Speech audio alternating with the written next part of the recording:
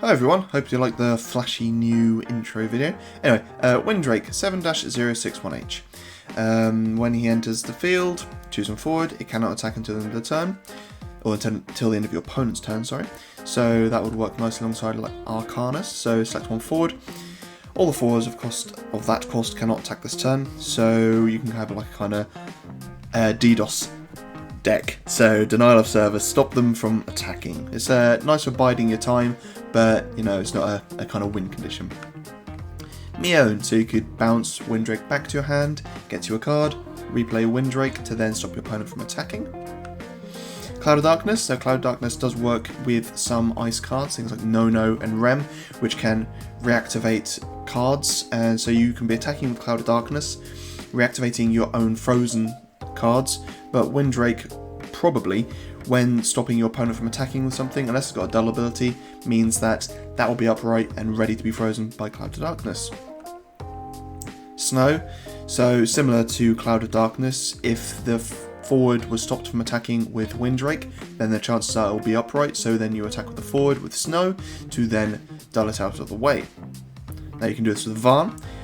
You can see where I'm going with this. You've played Wind Drake, stops your opponent from attacking with that forward. On your turn, you then attack with Vaan to dull that forward out of the way. But using Vaan, you also bounce Wind Drake back to your hand.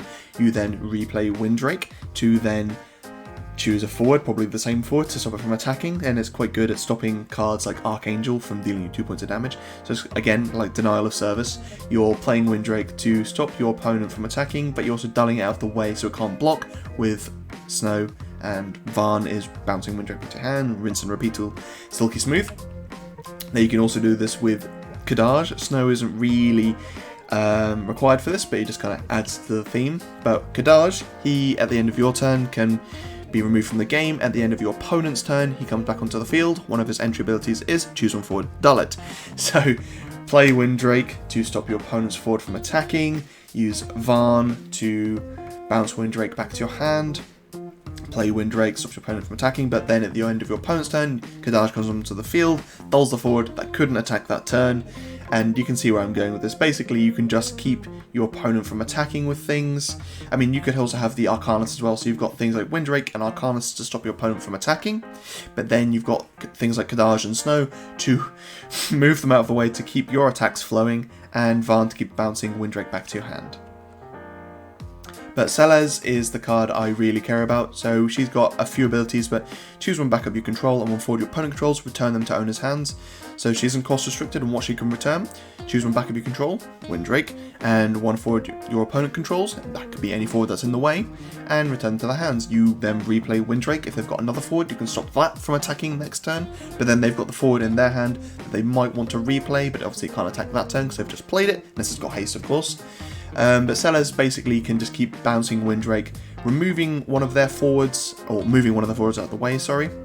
So her attack can go through, but Wind Drake can also stop them from attacking as well. So that segues nicely into the next card, CELES. So her full text is, when CELES attacks, select one of the 3 following actions. If you have received 3 points of damage or more, select up to 2 of the 3 following actions instead. And they are: CELES gains 2,000 power until the end of the turn, CELES gains when CELES deals damage to your opponent, draw 1 card until the end of the turn, and choose one backup you control and one forward your opponent controls, return them to owner's hands. Oof, that's a mouthful. So Shantoto, having that ability to just bounce Shantoto back to your hand and have that board wipe ready and your opponent knows it, which is kind of scary, is quite useful. Obviously you'll be removing CELES when it happens, but you know, sometimes needs must, and being able to just replay that Shantoto when you need to is useful. Apururu, try saying that 3 times fast. The cost required to play her goes down for each backup you control, but she can choose one character in your break zone, add it to her hand, so if you need to, you can keep attacking with CELES. Apuru comes back to your hand to then play. If you've got, well, when you bring her back to hand, you'll have 4 backups, so you can play her for 2 to then get something back. It's kind of like a reusable Ku Sith, I believe it's called, the summon to retrieve characters. So Apuru can just do that for you every turn if you need to. Ajidu Marajidu, so again, being able to bounce her back to your hand to then get a couple of summons from your break zone, or just play a high costed summon would be very useful. Thordan, so you'll notice that the cost of these cards is quite high. That's mostly due to the fact that CELES is not cost restricted, so I wanted to focus more on that. But, you know, CELES, you don't have to use her bounce a backup ability. You can use just the plus 2000 power, which in itself is strong, or just gain you a card when she deals damage. But ultimately, you could be in a point where you're like, I do really need a particular card, so attack with CELES, bounce Thordan back to your hand to then play it to get that card. Chelinka. Now this is where Chelinka and CELES really shine together, because CELES states when CELES attacks, select one of 3. If you have 3 points of damage, select 2 of 3. So the fact that it's on attack is really good, not the beginning of your attack phase like some other cards like Maya. Chelinka means that you can go, I don't know, CELES gains plus 2000 power and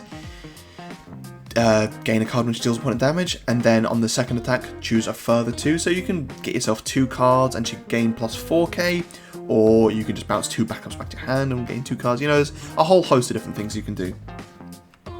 X-Death. So you can play X-Death onto your field as many times as you want with CELES, and you can keep stealing your opponent's characters. So when X-Death enters field, choose one forward from either player's break zone. If its cost is equal to or less than the number of backups you control, play it onto your field. So obviously you really want to play him when you've got higher backups. Making him your 5th backup would be useful, but you know, if you keep playing CELES, or if you keep attacking with CELES, bouncing X-Death to replay him as your 5th backup to then just keep stealing your opponent's 5 cost forwards or 4 cost forwards, that's very strong. Alza, I mean, anytime I get to say about this card, I probably will. To steal one of your opponent's 2 cost forwards and gain control of it for as long as you want. Chaos. So Chaos only costs 1, which is part of his appeal, but you can also, when Chaos enters the field, choose one forward of cost 5 or more in your break zone. You may pay X when you do so. If it is cost X, play it onto the field. So he would be to get his ability off at the least 6, but that's no different to X-Death.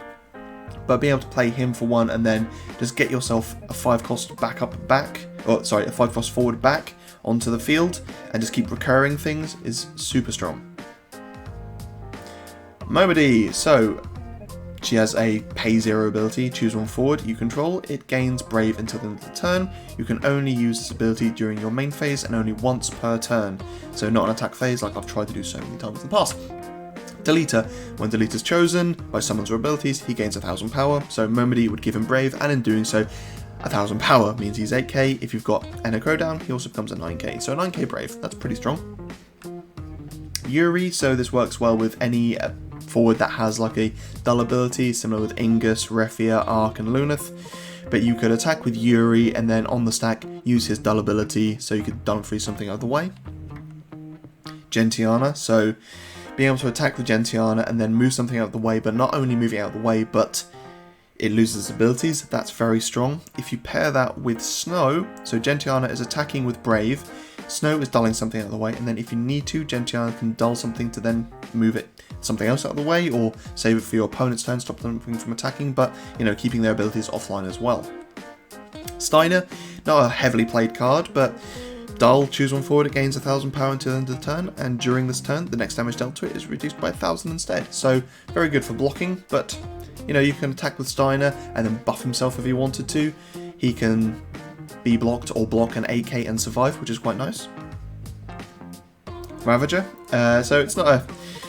This guy, I don't think I've ever really seen this card played except for when I play it, but it can effectively become a 9k attacker. So you attack with it with Brave, and then if your opponent blocks it, if it is a 9k, and provided they can't dull it, you can then pay 1 lightning and dull Ravager to deal it 4k, meaning it is dealt effectively 9. Aerith.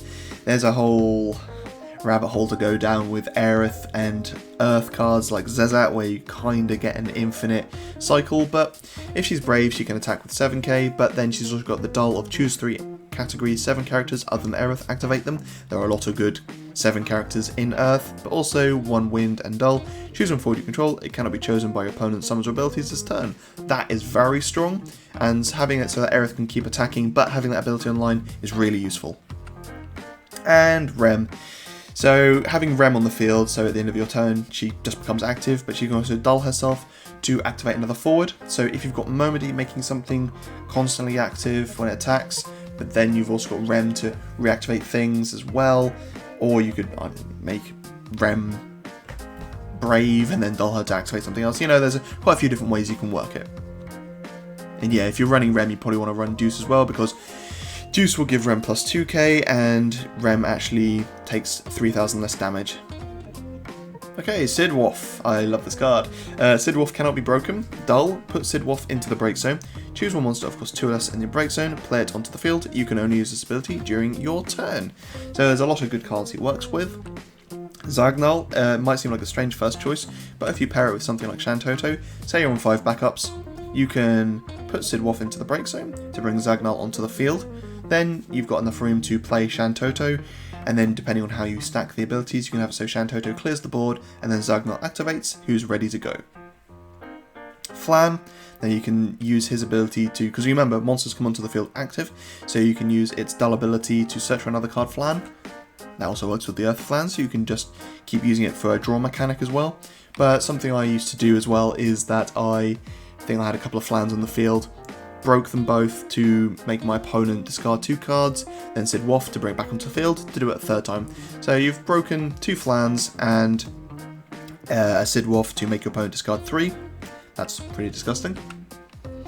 Now, this is when Mira comes in useful, because she has the ability to make monsters even cost 1 less, but also when a monster is put into the break zone, you can dull Mira to go and search a monster of that same name. Now, Tomberries works really well with this. You could play Tomberries for 1, put it in the break zone, minus 2000 power, and, when it enters the field, minus 2k, put it in the break zone, minus 2k, go search another one with Mira, but you could also pay the 1 water to make it actually minus 4k instead. And then Sid WOFF to bring it back onto the field, minus 2k again, put it in the break zone, minus 2k again, or if you pay the 1 water, minus 4k. So for having paid 3 water, dulling Mira and breaking Sid WOFF, you'll have got a Tomberries to hand, and you will have minus 12k to something, which is quite strong. Then you got Lance Unit. When Lance Unit enters the field, choose one forward, dull it or freeze it. Put Lance Unit into the break zone, your opponent discards 1 card from his or her hand. You can only use this ability during your turn, so that's something to be wary of. But if you've got Mira down, he only costs 1. Play Lancer Unit, dull something, put it in the break zone, your opponent discards a card, Sid WOFF to bring it back. Freeze that thing you first dulled, put Lancer Unit into the break zone, make your opponent discard another card, and then you also get Mira's ability to find yourself another Lancer Unit. That is disgusting, because you can make your opponent discard 2 cards, you've done and frozen something, and if you so choose, you can play another Lance Unit for only 1. Zoo, so you can discard Zoo from hand to activate 2 backups. You could then use a backup dull ability, but then you can use Sid WOFF to then bring Zoo back onto the field to activate all your backups to use said ability again. Alright, Phoenix. So choose up to 1 forward of cost 2 or less in your break zone, play it onto the field. Deal 2000 damage to all the forwards your opponent controls. So the first card that comes to mind is White Tiger Lassie Kunmi. Now the big thing to note about Phoenix is that it brings a forward onto the field active. So that's really useful, because unlike the other Phoenix which brings it onto the field dull, it means that you can block with these forwards. But what I like about White Tiger Lassie Kunmi is that put her into the break zone, choose 1 summon, if your opponent doesn't pay 3, cancel it. So your opponent could pay some big summon, you play Phoenix, bring on White Tiger Lassie, put it into the break zone, they now have to pay even more into it, otherwise it gets cancelled. And another good thing about Phoenix is that it's not colour restricted, so you can just have an off-colour White Tiger Lassie in your mono fire deck, and then your opponent won't expect some form of summon cancellation. Lednar, so again with the kind of tax theme, when Lednar blocks or is blocked, if your opponent doesn't pay 2, Lednar cannot become broken this turn. When Lednar is chosen by a summon or an ability, if your opponent doesn't pay 2, Lednar can be broken this turn. So again, it's really useful with the fact that Phoenix brings it in active, so you can effectively block for 7 because of the 2k that Phoenix dealt, but also your opponent now has to pay 2, otherwise it won't break. Similar sort of thing with Lan, so you'll have dealt 2k, but if you control a card named Rain, he also gains 2k himself and First Strike, meaning that you've just brought in effectively a 9k First Strike blocker, which is very strong. Yazoo, so when user enters the field, choose 1 character your opponent controls, dull it. I will always rave about these remnants because it's choose a character that is super strong in and of itself. Again, because of the 2k Phoenix dealt, it's also a 7k blocker, but it also has a leave the field ability, meaning that you can choose one character your opponent controls, dull it and freeze it. So you have dulled something, you can dull and freeze something else when it breaks, and it will have blocked for 7k. Knight, so there's going to be a lot of ice cards alongside this Phoenix because so many just good 2 CP little ice cards. But when Knight or a character enters the field, Knight gains 2000 power until the turn, so again about the fact that a forward can block, that Phoenix brings in, so Knight itself will just come in for 7k because it's when he enters the field, and again because of the Phoenix damage, it'll be blocking for 9, but it also works if Knight is already on the field. You bring anything else in, Knight will become a 7k, again with the 2k from Phoenix, blocking for 9. Palom, this is a funny little card. I'm focusing more on the dull or the backups your opponent controls when he enters the field. So it forces your opponent's hand, like the instance they pass priority, you can play Phoenix, bring in Palom, and then say, oh, I'm just going to dull all your backups. And that forces your opponent's hand to have to think, well, I want to use my backups, I don't want to use them right now though. So they have to decide if they're just going to make that sacrifice or not. But again, it also means that he can block for 7. Laswell, even if you don't have 5 or more ice characters for him to deal 7k, he can just come in, deal 5k to something dull. With Phoenix, that becomes 7, and he will be blocking for 6 as well. Renoa, this is a really powerful card with Phoenix. Even more powerful if you pair it up with this Squall. So Renoa can enter the field and either dull something, freeze something, or choose an 8 forward, until the turn against 1000 power first strike, as I mentioned earlier with Lan. And first strike is really strong. So the fact you've dealt 2k with Phoenix and then plus 1000 from Renoa and first strike means that this Squall could be blocking for effectively 8. But if your opponent has 2 cards or less in their hand, Squall gains haste and first strike anyway. If your opponent has no cards in their hand, he gains 3k. That's just crazy good.